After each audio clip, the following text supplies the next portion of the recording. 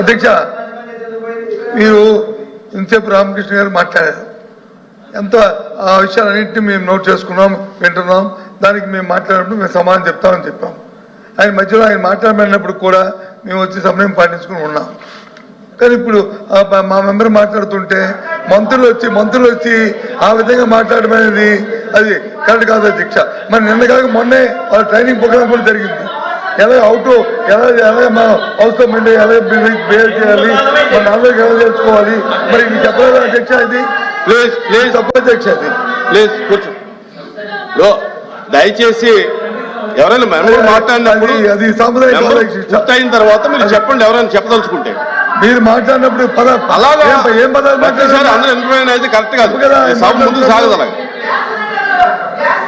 Please మీరు మాట్లాడండి. మీరు చేయిస్తాను, మీకు సమయం ఇస్తారు, మాట్లాడండి. అప్పుడు కూర్చుంటారు.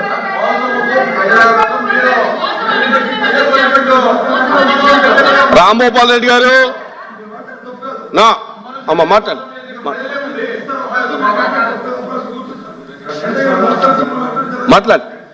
అమ్మ మాట్లాడు. మంత్రి గారు. అధ్యక్ష, నేను ఒకటి చెప్తా అధ్యక్ష. ఇప్పుడు ఎల్ఓపిగా ఉన్న వ్యక్తి సభ్యులు పోయిన సభలో మేము ఒక ప్రశ్న అడిగాము అధ్యక్ష. అన్నా క్యాంటీన్ మోతేస్తున్నారండి, మీ పేరు మా ఏదైనా పెట్టుకోండి, కానీ పేరు ఇష్టం వచ్చి పెట్టుకోండి అన్నప్పుడు వారు ఏం సమాధానం ఇచ్చారంటే గతంలో జరిగిన దీనికి సంబంధం ఏంటంటే వాళ్ళు ఏమన్నారంటే మేము మార్చము పెడతా ఉన్నారు. సభనంతా తప్పుదార పెడితే వాళ్ళ మాటలు శాంతి అధ్యక్ష రికార్డు ఉన్నాయి. అందువల్ల మేము నియమాలు పాటిస్తాం, సభ్యులు గౌరవిస్తాం అధ్యక్ష. కానీ ఈ రోజు నీతులు చెప్తే కరెక్ట్ కదా అధ్యక్ష. ఇప్పుడు ఎప్పుడో జరిగిన దానికి మళ్ళీ ఇప్పుడు మీరు మళ్ళీ మాట్లాడితే కరెక్ట్ అధ్యక్ష. మీరు సభను కంటిన్యూ చేస్తారా, వాయిదా చేయమంటారా? ఫైనాన్స్ మినిస్టర్ గారు, లెజిస్లేటివ్ అఫైర్స్ మినిస్టర్ గారు.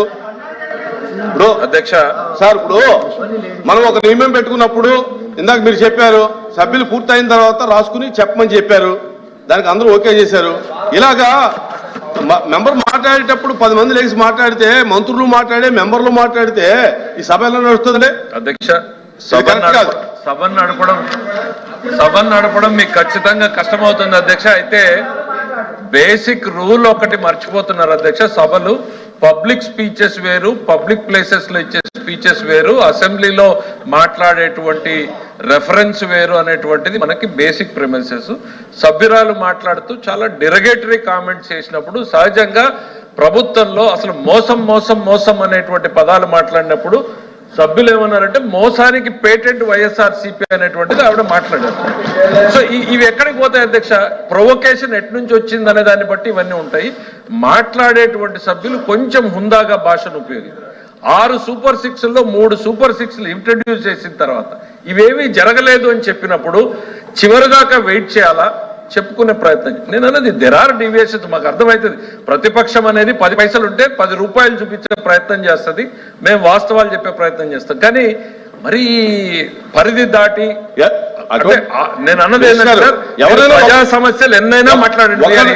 అటువంటిది ఏదైనా ఉంటే ఒకరిని లెగమనండి, మాట్లాడమనండి సార్.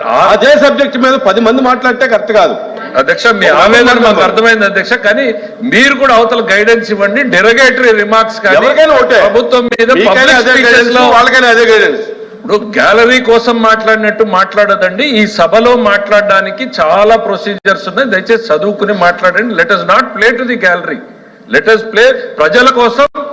మీరు ఎన్ని సమస్యలు ఎత్తి చూపండి, తప్పులు ఉంటే ఎత్తి చూపండి, సరి చేసుకుంటాం. మీరు తప్పు అయితే తప్పు మీరు అని చెప్తాం మేము. కానీ ఏదో పబ్లిక్ లో గ్యాలరీకి మాట్లాడినట్టు సభలో మాట్లాడితే డెఫినెట్ గా ఆవేదన అనేటువంటిది ఇటువంటి సభ్యుల్లో అందరిలో వస్తుంది. సభ్యులు కూడా రెస్టారెంట్ ఉపయోగించారు. మీరు అందరికీ డైరెక్షన్ ఇవ్వండి. Thank you. చెప్పిన దాంట్లో వారు మాకు చెప్పడం కాదు సార్, వాళ్ళ సభ్యులకు కూడా చెప్పాలి. ఆ విషయాన్ని చెప్తే హోందాగా ఉంటుంది. అంతేగాని మాకు కాదు అవతల వాళ్ళకి. ఇందాక రామకృష్ణ మాట్లాడారు అధ్యక్ష, రామకృష్ణ మాట్లాడారు. మేము వచ్చి మేము మాట్లాడడం చెప్తాం. ఇందాక చెప్పారు ఆయన, ఇది యాక్వా గురించి చెప్పారు. ఇది ఆయన పుస్తకమే, ఇది ఆయన బాల పుస్తకమే, అందులోనే రాశారు. గ్రామీణ ఆర్థిక వ్యవస్థ స్థూలను పెంచడంలో పశువుల సంబంధాల కీలక పోషిస్తుంది. కోళ్ల పెంపకంలో మన రాష్ట్రం దేశంలోనే 2వ స్థానంలో ఉంది. మన రాష్ట్రం గుడ్ల ఉత్పత్తిలో 1వ స్థానంలో ఉంది. మాంసం ఉత్పత్తిలో 4వ స్థానంలో ఉంది. మరియు పాల ఉత్పత్తిలో 5వ స్థానంలో ఉందని ఈ 4 నెలలు ఇవన్నీ వచ్చాయి అధ్యక్ష. 5 సంవత్సరాల పరిపాలన వచ్చాయి కదా అధ్యక్ష. ఈ బుక్ రాసింది అధ్యక్ష. చాలా 5 సంవత్సరాలు కాదు సార్. ఎల్ఓపి గారు మొదలైన దగ్గర నుంచి మొదలైన దగ్గర నుంచి సార్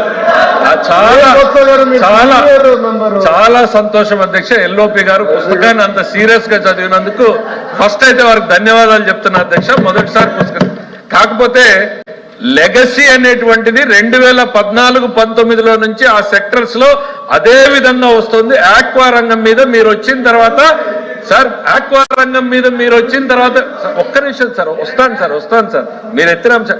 ఆక్వా రంగం మీద మీరు వచ్చి విద్యుత్ భారం వేసి ఆక్వా రంగాన్ని చంపేయాలని చూసినటువంటి ప్రభుత్వం మీది అనేటువంటిది ఈ సందర్భంగా గుర్తు చేసుకోండి.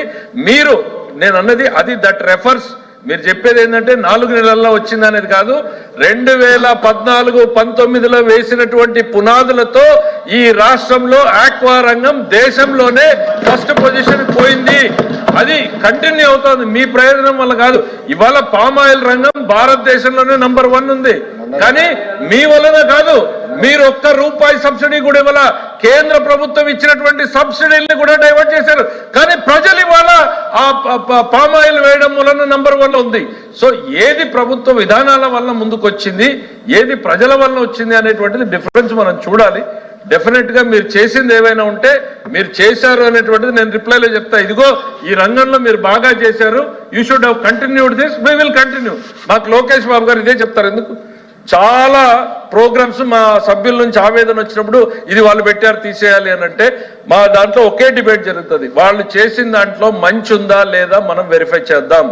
మంచి ఉంటే లెటస్ కంటిన్యూ, ఇంప్రూవ్ చేయగలిగితే ఇంకా ఇంప్రూవ్ చేద్దాం తప్ప బ్లైండ్ గా రివర్సల్ పాలసీకి వెళ్ళొద్దు అనేటువంటిది మా పార్టీలో తీసుకున్నటువంటి నిర్ణయం అధ్యక్ష.